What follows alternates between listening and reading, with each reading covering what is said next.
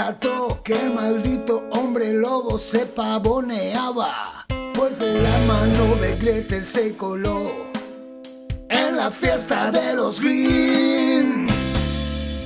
Allí Quevedo y Góngora peleaban, mientras Edgar Allan Poe en la barra me retaba. Heathcliff quiso mediar, pero apareció Bukowski y la volvió a liar. Prepárate a entrar en un viaje hasta la literatura viva. Disponte a elegir entre el bien y el mal, literatura dura.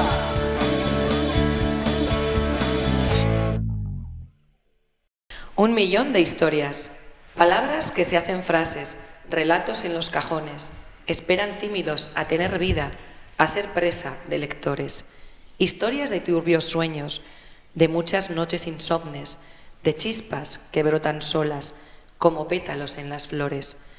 Historias que se construyen de corazones heridos, de almas arrebatadas, de labios y chascarrillos, de vidas que te rodean, y gente que a veces gana, de sol y naturaleza, de miedo y desesperanza. Así se escriben los libros, así llegan a tu mesa, intentando siempre envolverte con comedida tibieza. Bienvenidos, ongi etorri, al programa número 25. Llevamos ya un largo trecho con Junta Letras, contando historias de ficción, dando a conocer a escritores de la tierra. Y bueno, os acabo de leer un poema que hice hace poco, pues que precisamente habla de libros, de cómo se crean esas historias, ¿no? Y os voy a pasar a presentaros a nuestros invitados esta tarde, que son Daniel Ferro, nacido en Barcelona, pero pamplonica desde los 3 años, estudió comercio mercantil y trabajó hasta jubilarse en el Instituto de Censores Jurados de Cuentas de España. Escritor de literatura romántica y de intriga. Buenas tardes, Daniel. Buenas tardes. A su lado tenemos a Laura de Balaguer, también de Barcelona, afincada en Donosti, enfermera de profesión, ha trabajado en un centro de salud hasta jubilarse y es escritora de novela negra, bueno, policíaca más bien. Arratsaldeón. Hola, ¿qué hay? Y por último tenemos a Miguel García de Andrés, zaragozano, afincado en Pamplona, que estudió Filología Hispánica, vinculado al Consejo de Redacción desde 1988 y fue director de la revista El Galcena de Tierra Estella y ha colaborado en otras, escritor de relatos y novelas. Buenas tardes, Miguel. Hola, buenas tardes. Bueno, eskerrik asko etortxagatik, muchas gracias por venir. Es un placer teneros aquí esta tarde. Y bueno, pues os vais a ir presentando, me contáis un poco vuestra bibliografía, qué habéis escrito, qué estáis escribiendo, qué pensáis escribir.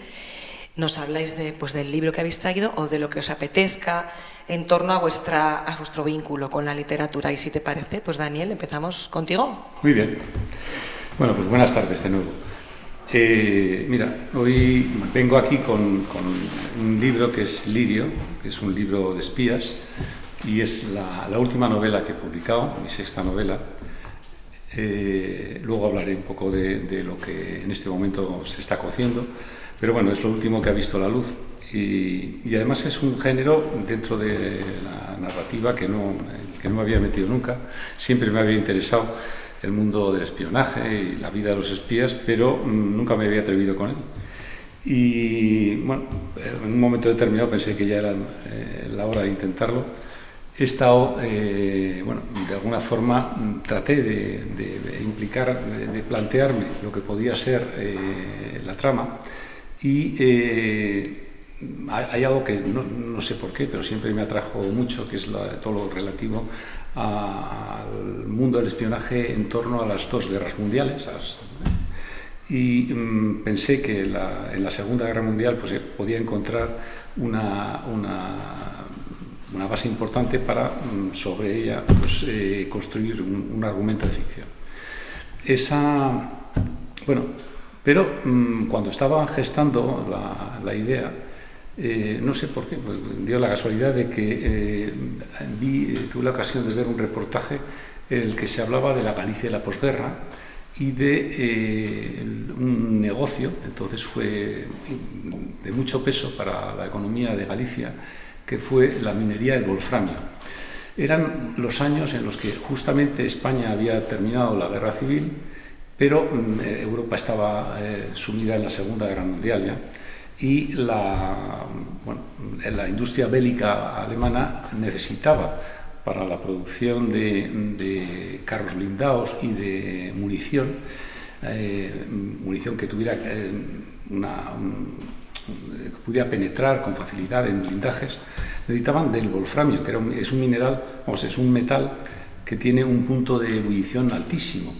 Entonces, claro, aleando con el wolframio los obuses y los blindados, se conseguía que tuvieran una gran resistencia, ¿no? Los obuses para penetrar y los otros para impedir la penetración de los proyectiles. Cuando esto se produce, cuando comienza la Segunda Guerra Mundial, claro, Alemania se queda prácticamente sin suministradores de este mineral, porque todos los que podían, aquellos que de alguna forma podían haberle suministrado, pues han pasado a estar en el bando de los aliados. ¿No?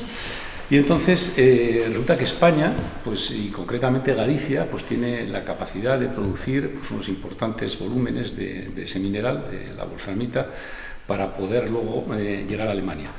Aunque España se había considerado desde un primer momento como una potencia, ya le hubiera gustado, como un país no beligerante, lo cierto es que la realidad fue que descaradamente lo fue, a favor del bando alemán, del bando nazi, por desgracia. Porque de alguna forma Franco tenía que devolver los favores que había recibido como apoyo en todos los sentidos y desde luego como ayuda militar en la contienda, ¿no? En la guerra civil. Y entonces, bueno, pues ahí se creó en Galicia pues una economía muy importante centrada en la minería de la wolframita para la producción de wolframio. Estoy hablando de lo que en algún momento me hizo reconducir un poco el inicio de la novela. En ese momento, claro, lo que ocurre es que hay una serie de minas que empiezan a explotarse de forma oficial. Toda la producción oficial la está comprando Alemania. Y además pues, están llegando barcos mercantes a las costas gallegas para cargar ese mineral y llevarlo a riesgo de que sean hundidos esos barcos en su trayectoria por submarinos ingleses, pero se están cargando en las costas gallegas. Y una parte importante de la población, la que no consigue trabajar en las minas o la que tiene una mayor necesidad, pues es la base que sustenta un mercado negro para el wolframio. Entonces hay explotaciones que son clandestinas de minas y además hay un comercio de mineral que se roba. Claro, además Galicia teniendo puerto, ¿no? Claro, e incluso fíjate, es curioso, pero hay gente que recogía el mineral en las cunetas de los caminos, caminos muchos de ellos muy, muy mal asfaltados, que pues en las curvas y con los baches pues perdía el mineral. Y entonces había gente que salía a recoger por las noches el mineral que había caído en las cunetas. En ese mundo de ese mercado negro es donde se inicia la historia. Jacinto Castro, que era el hijo de un republicano que había sido, se había quedado huérfano, había perdido a su hermano mayor pues en uno de estos paseos que hizo la derecha por aquellas tierras, pues se ve en la necesidad de echar una mano en la economía Si te parece, os leo muy brevemente la sinopsis, que es muy cortita y que yo creo que centra bastante lo que es el desarrollo de la novela. Dice, 1940, posguerra en Galicia. Jacinto Castro vive su juventud en la escasez y miseria a la que la situación general, unida a su condición de hijo de republicano, ha llevado al hogar en que su madre, viuda con 5 hijos, trata de sacar adelante a su familia. En su afán de contribuir a mejorar su situación, se colará en el mundo del mercado negro del wolframio, cuyo mineral se extrae en las minas gallegas para su exportación a la Alemania nazi. Será precisamente ahí, en la clandestinidad de su oficio, donde tendrá ocasión de conocer a quienes lo reclutarán como agente secreto para la causa antifascista. En la primavera de 1944, requerido por los servicios de inteligencia británicos, viajará a Normandía para informar sobre las instalaciones defensivas alemanas en la costa, cuando ya se está gestando el desembarco que supondrá el punto de inflexión en la evolución de la guerra en Europa. Traicionar la confianza de sus amigos resultará inevitable. O sea, que Jacinto era el espía principal de la historia. Sí, empezamos en Galicia, pero vamos a terminar en las costas de Normandía, en las vísperas del desembarco, el famoso desembarco. Y además, no sé si tengo tiempo para extenderme un poco, pero hay algo que sí quisiera añadir, y es que me sorprendió cuando indagué un poco en el mundo del espionaje encontrarme con un personaje español, catalán, que se llamaba Joan Pujol, que fue pues un espía muy relevante en aquella contienda, porque de hecho, cuando se produce el desembarco de Normandía, se produce, como sabéis, precisamente en Normandía, y no se produce en el estrecho de Calais, que era donde Hitler pensaba que se produciría.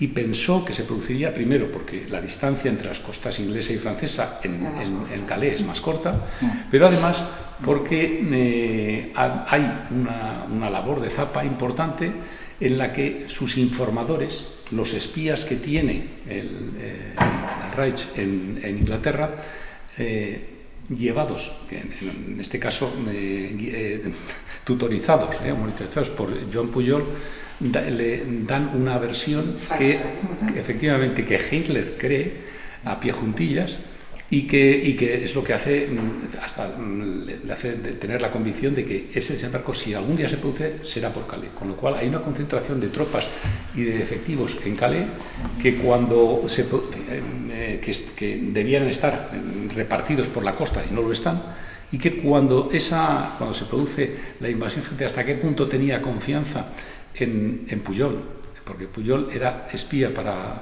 como nombre de garbo para Alemania, pero también era un doble espía, lo era para los aliados. Entonces, y realmente él era antifascista. Su historia era una persona pues, que había padecido en la guerra las consecuencias del fascismo y era un antifascista convencido, por lo cual realmente él sus servicios los prestaba para Inglaterra, aunque hizo de doble agente. Y este hombre hasta tal punto había convencido a Hitler de que el desembarco sería en Calais, que cuando empezó el desembarco Hitler seguía todavía con sus tropas en Calais, pensando que era una maniobra de distracción, que realmente aquello no iba a ser el desembarco que estaban tratando de para cuando la reacción se produjo ya era tarde. Y en ese mundo de información y desinformación de esos últimos días antes del desembarco, aquí está nuestro protagonista, Jacinto Castro, desarrollando ese papel. Y bueno, la verdad es que es una novela que me encantó escribirla y me divertí muchísimo. Espero que los que tengan ocasión de leerla... ¿Por qué se llama Lirio? Lirio, pues mira, es curioso. Mira, es algo que no se me había ocurrido contar, pero que yo creo que hay que decirlo también. Lirio es el nombre clave que se le da a Jacinto. ¿Por qué se le llama Lirio? Pues Jacinto tenía un nombre de flor. Entonces, además un nombre con el que no estaba nada de acuerdo, porque lo consideraba poco masculino, aunque terminaba en la letra O, consideraba poco masculino su nombre. Y cuando se identificó como tal, quien tenía que darle un nombre clave, pues le cambió el nombre a la flor y le llamó Lirio. Lirio es el nombre clave del personaje. De todas formas, hoy en día también podía cuadrar cualquier historia de espionaje porque está muy, muy de moda hoy en día, oyes cada cosa, también de espionaje contra espionaje, en la tele cualquier día sale, ¿no? Sí. No arriesgaban igual tanto como los de aquella época, que ahora hay mucho espionaje informático, pero bueno. Laura, a ver, cuéntanos un poquito, ¿qué es de tu vida literaria? Pues bueno, yo fundamentalmente escribo novela policíaca. Tengo una primera novela que está ambientada en la Barcelona como de los años finales de los 50 más bien, pero luego las demás, menos una novela infantil, es un equipo de la Ertzaintza que en cada libro resuelven algún caso normalmente en San Sebastián, excepto esta que es la última, que por eso se llama una investigación laica, porque el equipo de Carmen Arregui, que es la protagonista, se van a pasar un puente a un pueblo de Burgos, en las Merindades, para ayudar a un compañero a desmontar una casa. Y entonces, estando allí, el compañero les cuenta que a su tío lo habían asesinado muchos años atrás y que nunca se supo quién había sido. Y entonces deciden emprender una investigación laica, quiero decir, como ellos consideran como aficionados, sí, ¿no? Sí, que no es oficial. Y no tienen, claro, ninguna autoridad ni tienen ninguna competencia, lo único que pueden hacer es un poco charlar, preguntar, remover un poco para ver si consiguen. Entonces, aunque esta también es distinta de las otras porque quería darles un poco más de protagonismo a los diferentes miembros del equipo. Son un equipo de 4 personas, Carmen Arregui, que es la oficial, Fuentes, que es el suboficial, y 2 agentes más jóvenes, ¿no? Que son Iñaki, que es el que tiene la casa en el pueblo, y Lorena. Entonces, aunque son los mismos personajes en las 4 novelas, se pueden leer de forma independiente, son historias independientes. Y bueno, yo creo que son, desde luego haces bien en precisar que son policíacas y no negras, porque en este mundo de la novela negra la gente es muy picajosa. Hay mucho tiquismiquis. No, hay mucho tiquismiquis y entonces no son de estas novelas no como Philip Marlowe o como... No, es una cosa... Yo además he intentado hacer un personaje mucho más normal, no es una mujer que tenga problemas de alcohol, ni que esté divorciada, ni que le haya pasado nada. Es una mujer que trabaja y tiene sus hijos y tiene una madre de la que se tiene que ocupar. Es una persona muy vulgar, ¿no? Hombre, lo de la novela negra que dices, eso, como dices tú, hay gente para todo. Las opiniones de que es novela negra y que no, ahora yo creo que está todo como más fusionado, más abierto. Hombre, lo que negra, pasa... negra como Philip Marlowe. Sí, no, y lo que pasa es que si cuando organizas eventos o jornadas si solo hicieras de novela negra, de lo que es puramente género pues irían 4, ¿no? Porque claro. Yo creo que también es que hay de novela negra irían 4. Claro, lo bueno precisamente es que yo creo que es un género muy amplio con muchos registros diferentes y que no tiene por qué gustarte especialmente el género, pero puede haber novelas que te interesen, que claro, te gusten. Eso es lo bonito, y a mí ¿no? eso la fusión parece, ahí de... Claro, ¿no? Sí. ¿Esta es tu quinta? De esta serie es la 4ª. La 4ª. ¿Con qué años empezaste a escribir, Laura? A escribir o a publicar, verás, porque escribir... O a escribir. A escribir empecé, he escrito siempre, más o menos, o quiero decir que pues desde cuentecillos de cría, ¿no? Luego relatos y así. Durante mucho tiempo escribí relatos porque no me atrevía un poco con una novela, me daba más vértigo. Claro, y la primera novela me la publicaron, porque esa fue autopublicación, me la publicaron cuando cumplí 50 años como de regalo de cumpleaños. Y, mira, qué bien. Pero pues eso, la publicación fue bastante tardía, pero el escribir... Bueno, yo creo en general vamos todos de no ser algún portento por ahí, ¿no? Sí. Cuando nos hacemos más mayores, que igual tenemos más tiempo libre, los hijos ya están criados, sí. ¿No? Y tienes más tiempo para escribir. Miguel, cuéntanos un poco qué has escrito, qué haces, qué te gusta. Pues quizá haciendo así una vista atrás, ¿no? De retrospectiva a mi historia, yo tengo que decir que me incorporé a lo que es el mundo más que de la literatura, de la escritura, con una revista, El Gacena, que editábamos en Estella, en un momento, en los 80 y los 90, en que había pues una floración de revistas de creación literaria en todas partes, en Iruña, en Tafalla, en Tudela. Algunas han seguido, pero yo creo que en ese momento que fue bastante excepcional el tener pues un grupo de gente que se preocupaba por hacer un trabajo en torno a la literatura de difusión y naturalmente pues también de captar o acercar a la escritura a nuevos valores, ¿no? Vamos a decir, gente joven. Bueno, y también un poco como Laura, pues mi vía inicial fueron varios volúmenes pequeñitos, pero de relatos cortos, cuentos, que publiqué el primero de ellos con Pamiela, y luego pues con otras editoriales, y a partir de ahí pues llega un momento, claro, que digamos que el relato no te satisface del todo, ¿no? Entonces buscas un artefacto que se llama la novela, porque es digamos, es más completa y te permite, sobre todo, crear un mundo, vamos a decir, complejo, ¿no? Y tratar los temas de una manera más compleja y decir, bueno, de alguna manera el mensaje que transmite, ¿no? Que siempre al lector, que yo creo que es el mundo es más complicado de lo que tú crees, ¿no? O menos sencillo de lo que tú crees, ¿no? Entonces, en esa ya lo que, claro, una cosa es escribir y otra es publicar, ¿no? O sea, por ciertos motivos, pues algunas de las primeras que escribí en los 90 no llegué a publicarlas, quizá porque tienes unas ambiciones y no se cumplen, pues las destierras, ¿no? Entonces, lo que he traído hoy es una novela que es Memoria y Geografías, que es, bueno, viene a ser ficción realista, aunque no todo es realismo, pero lo que trata es de atar, claro, por un lado, la memoria, pues digamos, los personajes significativos en la vida del narrador, que es un tal Koldo, que lo que hace es trasladarse allí donde están sus personajes, que bien son la familia más cercana, el padre y la madre,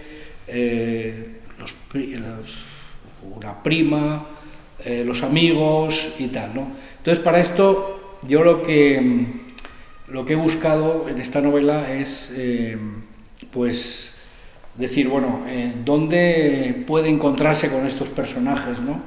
Entonces, la novela discurre a través de lo que yo considero que son las ciudades, para mi punto de vista, o que de alguna manera conozco mejor, las ciudades más literarias, ¿no? Pues Praga, Roma, otra transcurre en Lisboa, otro encuentro de los personajes. Entonces, a partir de esos encuentros, pues estos personajes lo que van a contar es su memoria personal con este narrador, sí, que es el que en primera persona pues va contando el relato, ¿no? Pero es más bien yo creo que es más bien un testigo. Y sí que es una novela en la que me planteé, quizá por deformación profesional, porque yo sí que, claro, mi vida la he dedicado a dar clases, vamos a decir, he sido profesor de instituto, entonces muchas veces pues te invade lo que es lo que es la disciplina de la narratología, o sea, es decir, pues la crítica literaria, que es lo que considera, ¿no? Pues el tono, el estilo, los personajes, los diálogos, todo eso. Hay mucha, vamos a decir, metaliteratura escrita, y sí que me preocupé de decir, bueno, voy a ver si acierto con la voz narrativa, voy a ver si acierto con los... Eso es mucho pensar ya, ¿no? Sí, lo que pasa es que... ¿Qué método? ¿Qué metódico? No creo, así como siempre digo que sin unas lecturas, vamos a decir, intensas, y durante un tiempo fuerte no se puede escribir, también digo que muchas veces lo que es vamos a decir, todo lo que tiene que ver con la crítica literaria estorba para escribir muchas veces. Sí. Hay gente que escribe fuera de esas complicaciones, ¿no? Yo a lo loco, creo que las de policía que así vamos a lo loco, ¿no? Lo loco. Pero bueno, lo único, has tenido que leer bastante novela policíaca y tener gustos. Es que yo creo que una aprende pero hay cosas también... Pero claro... Duro, ¿cómo va? Pim, pam, pum, ¿cómo va? Lo tienes aquí sin darte cuenta y entonces sale. Sí, ¿no? es así. O sea, no es que sí, tú lo hayas aprendido de una manera consciente, sino que lo has interiorizado al leer, porque yo realmente lo que más leo es eso. Entonces, de tanto leer... yo hice un curso de novela negra en Pamplona, y decía yo, bueno, pues a ver qué tal, si lo hago, y yo, pues mira, pues si yo lo hago así, pues porque lees tanto así que al final... Quería preguntaros, a ver, ¿qué es lo que más valoráis en una obra, en un libro? Daniel, tú mismo. Bueno, yo creo que, por experiencia propia, y probablemente no sea la mejor respuesta, pero lo cierto es que yo a un libro le doy, a cualquier libro le doy una oportunidad que consiste en probarlo, leer un rato, y tengo que sentir que me engancha. Tengo que sentir que me engancha bien porque la trama sea muy entretenida y te subyugue, o bien porque tenga una narrativa tan rica, tan elegante, que haya un estilo que al final pues, te recreas en ello, ¿no? Y si eso no sucede, pues en un recorrido de 40 o 50 páginas, pues la verdad es que he decidido, porque hay mucho que leer y yo tengo la ansiedad y me encanta leer, pero he decidido aparcar esas obras que no han llegado a engancharme. Por lo tanto, yo creo que para mí, no sé si la pregunta, la respuesta a la pregunta puede ser esa, es que desde el principio tenga algo, por estilo literario o por la trama, que realmente que te cautive y que te haga, te tire de ti. Esa, más o menos yo creo que esa sería para mí lo más importante. Sí, a mí me pasa, yo la verdad es que antes también tenía mucho empeño en terminar los libros, me parecía como mal dejar un libro sin acabar, pero ahora ya no hago eso, o sea, si no me gusta, hay tanta cosa para leer que no. Tiene que ser un poco, no en todos los momentos me apetece lo mismo, ¿no? Hay momentos en los que me apetece una lectura como más ligera, más tipo, pues, bueno, por supuesto leo mucha novela policíaca, porque entre la gente que vas conociendo, luego, pues bueno, es un género que siempre me ha gustado, por eso me puse a escribirla, pero no solo, y hay veces que me apetece más leer otro tipo de esto, me gusta también cuando algún autor me sorprende de pronto, ¿no? Porque hay tantas cosas de las que lees que, bueno, que te parece que eso ya has leído algo parecido, ¿no? Que cuando consigues que alguien, pues o por la forma de narrar o por lo que cuenta te deje sorprendido, me parece muy, muy emocionante, la verdad. Sí, es algo diferente, ¿verdad? Siempre. Sí. Siempre está entretenido. Pero tengo un rango de gustos muy, muy variado. Al final lo que dice Daniel, si lo que estás leyendo te engancha y es bueno, igual da igual qué género estés leyendo, sino que tenga algo que de verdad te llame. ¿Tú qué opinas, Miguel? Yo a la literatura solo le daría un mandato: no aburras. Es decir, engánchame. Como a los curas y a los políticos igual. No aburras. Entonces, si va por ahí también, porque claro. Sí, bueno, es que yo viví la educación literaria contra los curas, más bien, porque estaba en un seminario. Entonces, si algo odiaban era la novela, porque la novela es el género, digamos, que a partir de, bueno, sobre todo del siglo XIX, pues empieza a resurgir y a estar en el índice de libros prohibidos. Sí. Bueno, y que luego, como dice Daniel, pues al final un libro de ficción como los nuestros son personajes y trama. Personajes y trama es lo fundamental. Luego puedes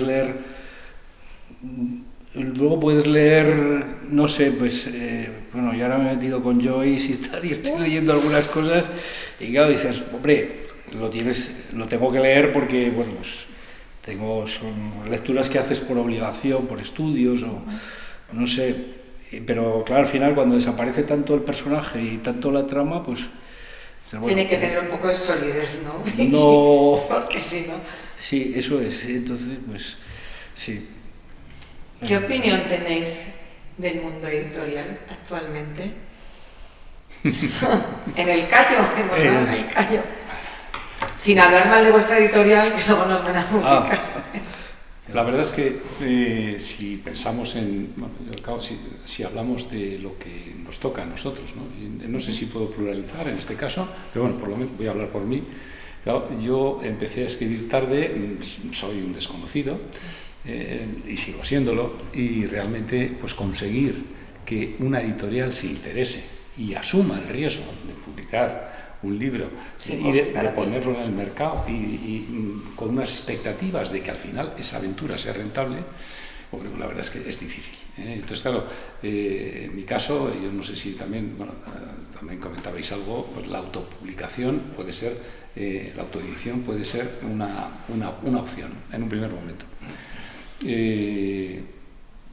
creo que, claro, a más allá de eso, realmente cuando un autor novel, o no tan novel, pero que no ha tenido la posibilidad de meterse dentro de la autopista de la literatura, pues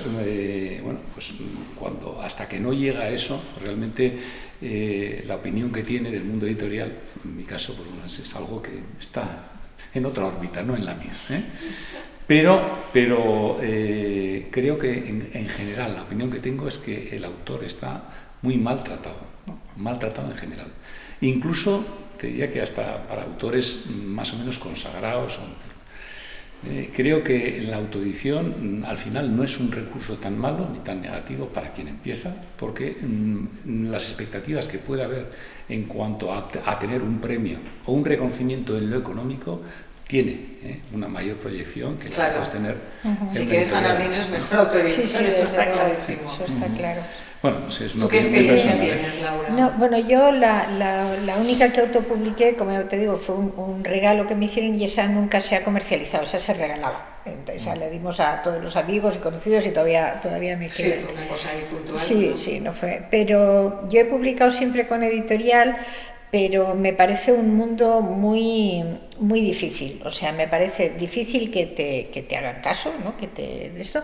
Y luego, pues, la mayor, si no tienes, pues, no sé, un momento como de suerte o de tal, las editoriales pequeñas, como es mi caso, pues yo, Cosecha Negra, me tratan fenomenal, pero tienen poca visibilidad, ¿no? Son ese tipo de... Están subiendo y como la espuma, ¿no? Sí, pero te quiero decir que tú vas a las librerías y no ves nuestras novelas ahí. O sea, si las pides, tienen buena distribución y se las llevan.